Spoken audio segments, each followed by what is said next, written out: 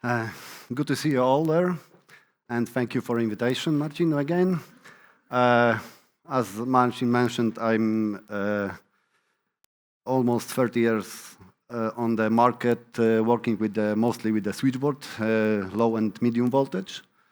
Just a few words about me. So I started my career in 1994 with the wholesaler in Poland when it was really small, 20 people only. Now it's one of the biggest in our country. Started with customers who bought the low voltage systems, devices and switchboards. Then I moved to the old good company Kleckner Meller. Now it's Eaton, of course. And I was a sales engineer for the power distribution system. And then I moved to Siemens for 11 years, and I bring to this market the Sivacon switchboard also. And I worked with the customer panel leaders, and we discussed a lot. We designed the switchboard together.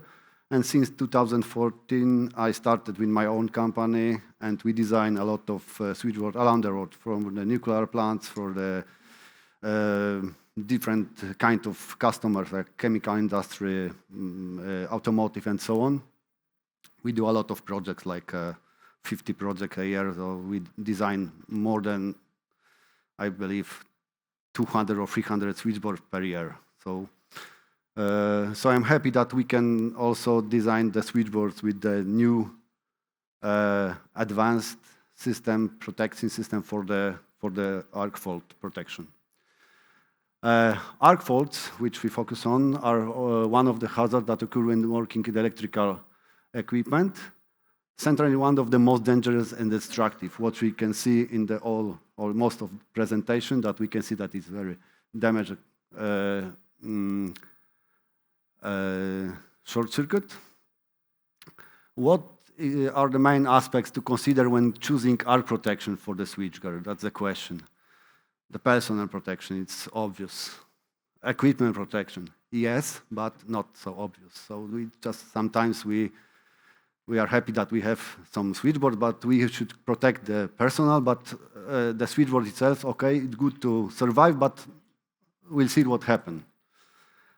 Securing the production process, next step. Yeah? Some people consider this, some not, but it's not a primary concern.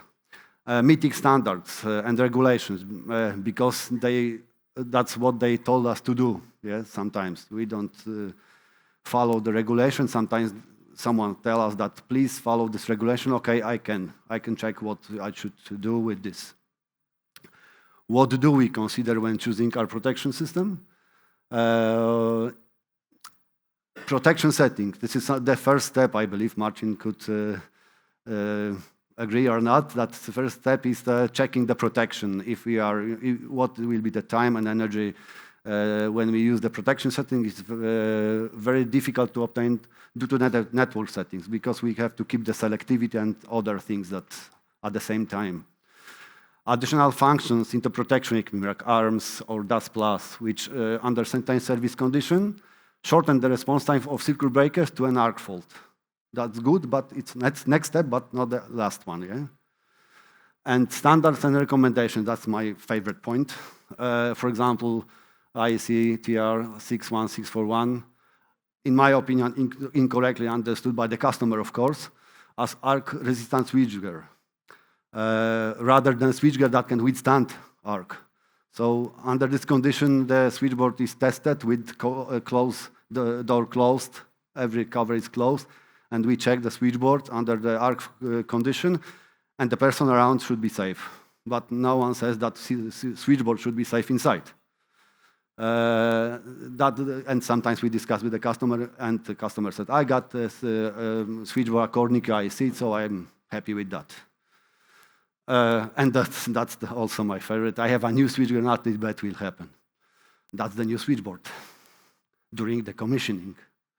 Also, type tested according to the IEC. But it's a human fault, yes? It may happen even a brand new switchboard. What should be considered when selecting an arc protection system? Protecting the health and lives of employees. analysis of the specific installation. Yes, we should be focused on that particular situation, installation, facility, and so on. Without this, it's difficult to determine the expected flash energy. So it's not like a catalog page that you can choose. I got chemical industry, so I need that kind of protection. It doesn't work. Verifying the economic feasibility. Difficult topic because interest, safety, and protection economics. We shouldn't consider that kind of arc protection in every switchboard. It's good to have it, but when you have a really small switchboard, which costs not too much money, maybe it's not, from the economic point of view, it's not the point to have it. Rising workplace safety standards, preventing production losses.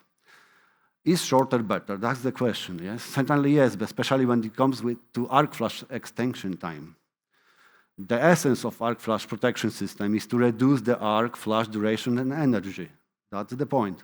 To a level that won't harm its place and cause costly plant downtime.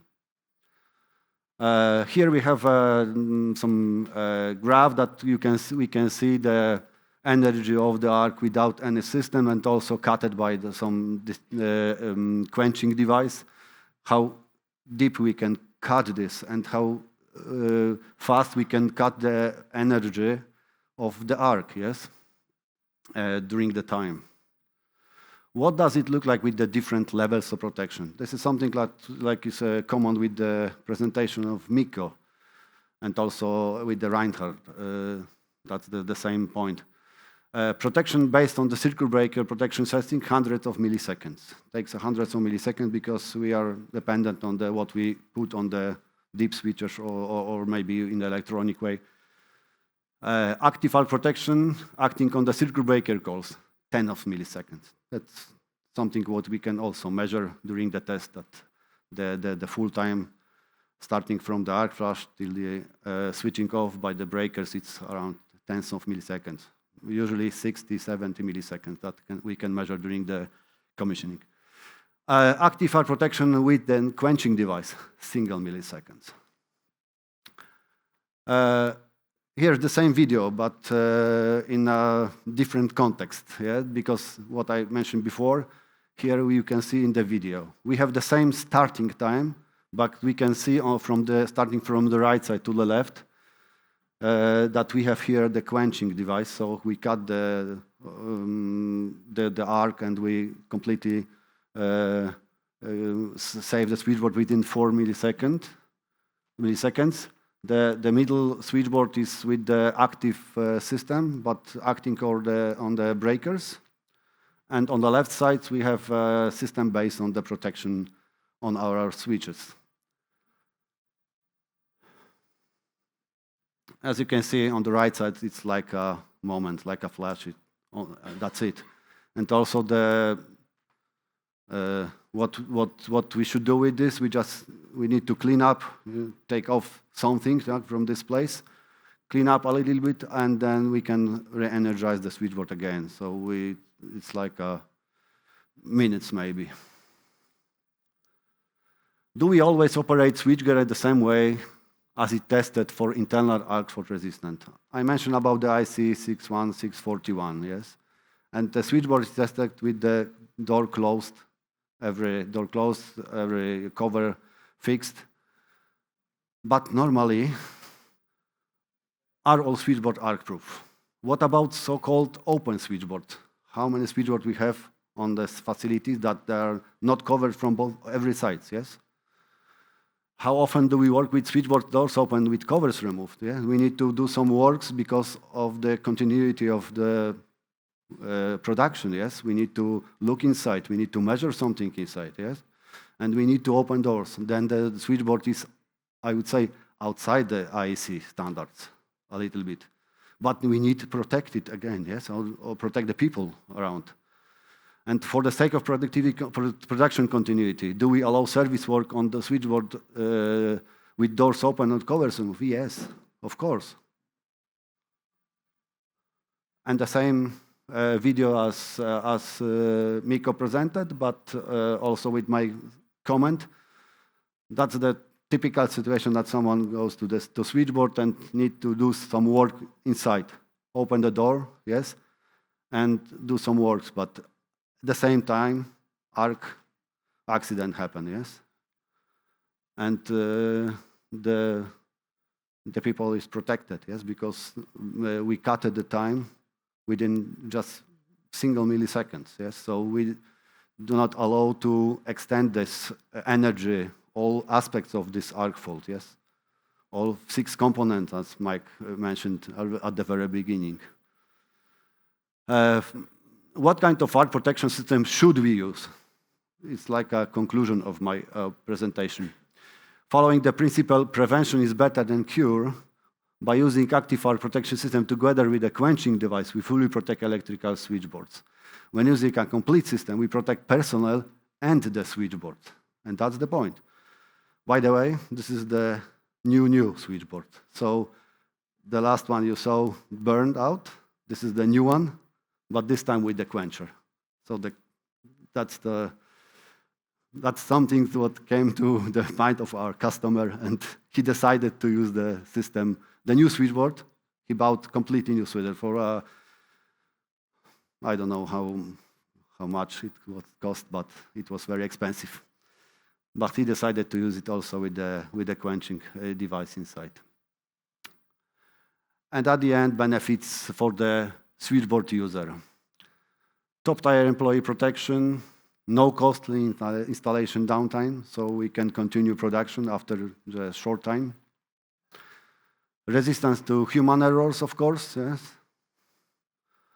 Lower insurance costs, which comes also with the standards, because it's necessary. Some insurance companies want that. Less work for maintenance staff, that's the point. Because maintenance guy can be happy. Okay, thank you so much for your attention.